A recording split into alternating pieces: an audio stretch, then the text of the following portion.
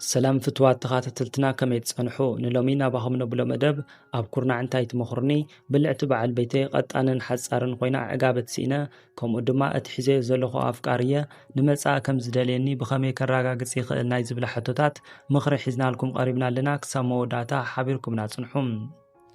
ዝኸበርኩም ኣዳለውት እንታይ ትመኽርኒ ስመይ ንዓኹም ምስ ኣፍቃርየይ ዕርክነት ካብ ንጅምር ኣዋርሒ ቁጽርና ኣለና። ቅድሚኡ ዋላ እኳ ምስ ብዙሓት ወዳት ፍቕራዊ ርክብ ጀሚረ እንተነበርኩ ነገር ግን ከምቲ ዝሓስቦ ወዲ ስለ ዘይኾኑለይ ብዙሕ ከይጸናሕኹ እየ ነቲ ርክብ ዘቋርጾ ነይረ።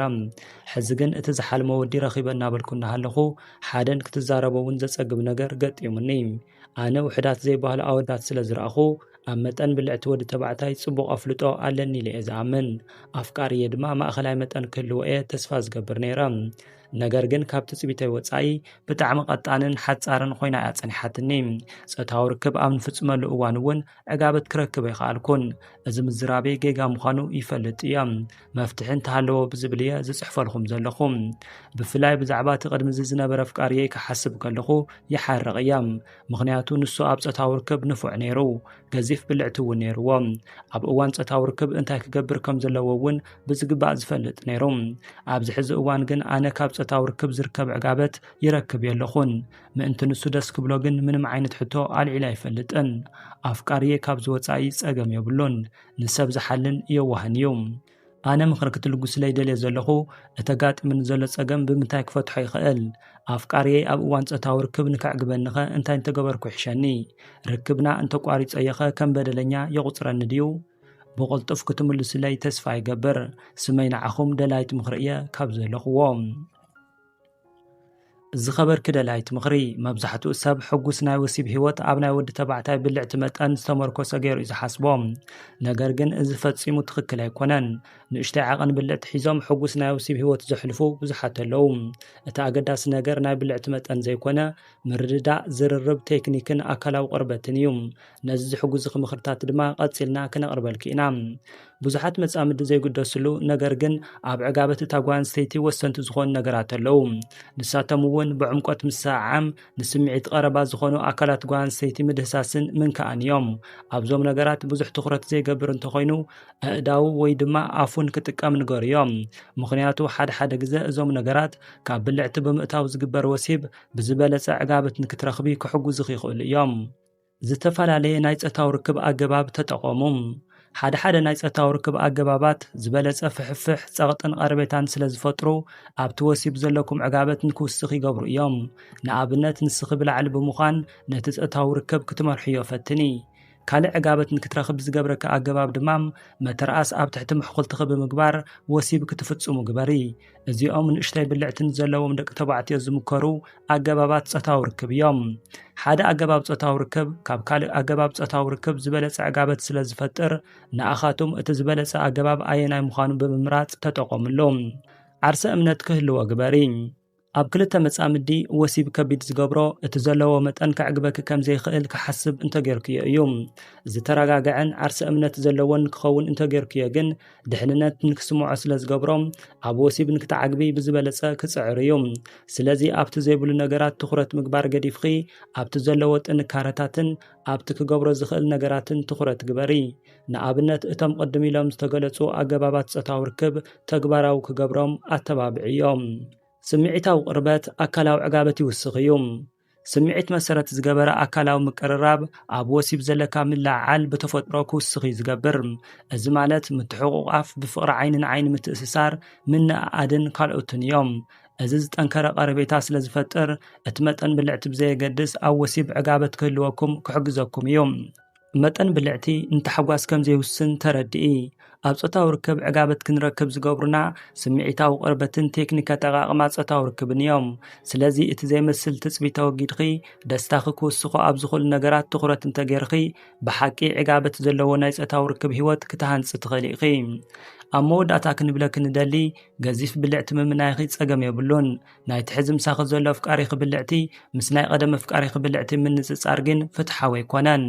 كل جزء أبوان وسيب يحرق أيان زبل كيرمام نمجمر تاجزء وسيب كتفتسمو عوي بلع التسابقي نشتي بلع تسلاز رخبقي كتحرقي نبوريوم نجارجن دحرت تسأتاو ركب ناي بلع تمت أنسلاز فلت قياجن قد إلى ما بزنبور ركباتهم كتحرقي ترجم يبلون مقنعتو كعبي لا الخريقي تسبي زلخي بقى تامت أنس عيا أي تعبن مساء ويك تنبريخي ويك تقعد في إخي 4 بر زلوا مكينة دليخي 2 بر زلوا مكينة ترخيبخي كل جزء نزا مكينة بزرع خطري كتحرق مالت ديو أمنتا إوانيخي كل تبر كم زلوا لب كتب للام مس كل تبر زلوا مكينة كتنبري كتمهاريخي ويدما نتا مكينة أوجدخي 4 بر زلوا مكينة كتعدقيخي تزي خوينو نتا 5 بر زلوا مكينة مزوار ناقص صالخي كل جزء كتحرق يتخيلن سلازي كل تقابل على التزرزرة مسفتنكي وصيت انتسئن كلن مسؤوم مقصال دليت اندحر زي بالخن بسلامة ومنقد مفللاي يكاليوم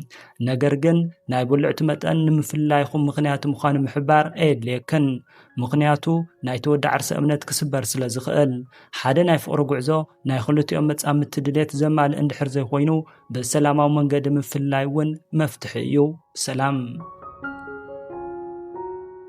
سلام أدالوت انتايت مخرني قال عسان حمشن عمت تمهاريتيا نحد عمت مساي الزرا أزيز فوتو عركلني مسؤوم مهلاو معلال مزار كاب تدزبلن نجاريو كاب زخون عينة ولفي ناس عيو كم تأنا زحالي لنزفكرون يحالي لين يفكرن نيوزب الامنات سلازلني نعونكم رعو بحسابي زود أخو نجاريوم يوقن بار اتناي بحق أنا عايز خون مسام تدياكم رعو زحسب زلخو زبل زي تملس حتو سلازلني رجعتي اللخون كما يصير محزي لكع كم زنا حز فقري نعايز خون قنع ساب رقيبا نابلكو تتالي الأيام حتى إن بقار نزفكر كايساب اتناي بحق قنع مسام تخام خانو بخمي ترقاقص زبليوم سمع عقب لي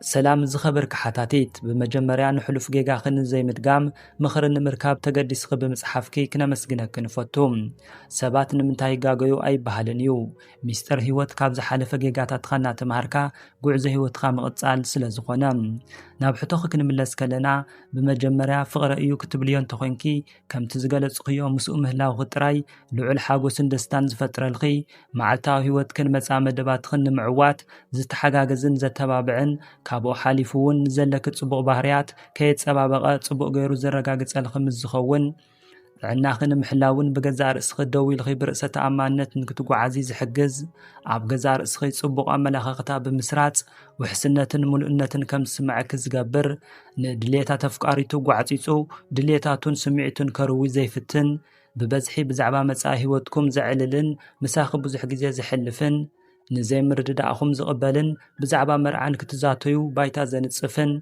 أباخي لعل امنت زلوو مالت ساوعي التليفون خزي قواطاصرن مسخالوت سبات اب تعلل الأوان سقط زي فترن نهيوتقي قواطاصر زي فتن از مالت ابزحلخ حلوي حما نجر كتجبر كم زي تخلي زامن እና ተጋገኺ ስቆይሉ ዘይርኢ ፍቅሩ ብተግባር ዘርኢ ንዘይተዳለኽሉ ፆታዊ ርክብ ዘየገድድ እዚኦም ናይ ሓደ ቁኑዕ ኣፍቃሪ መግለፅታት እዮም እቲ ኣፍቃሪ ትብልዮ ዘለኺ እዞም ልዕሊ ኢሎም ዝተገለፁ ነጥብታት ትዕዘብሉ እንተኮንኪ ንሓዋሩ ፅቡቕ መፃምዲ ክኾነክ ከም ዝኽእል ምድምዳም ይከኣል ኣብዚ ክትፈልጥዮ ዘለክ ግን ናቱ ጥራይ ዘይኮነ ናቲ ክርዲእት እውን ምስዚ ልዕል ክብል ዝተገለፀ ባህርያት ተመሳሳሊ ክኸውን እንተኽኢሉ ዝምድናኹም ጥዑይ እዩ ክበሃል ይከኣል ዝኸበርካ ሓታቲት ዘዕግብ መልሲ ከም ዝረኸብኪ ተስፋ ንገብር ሰናይ ዕድል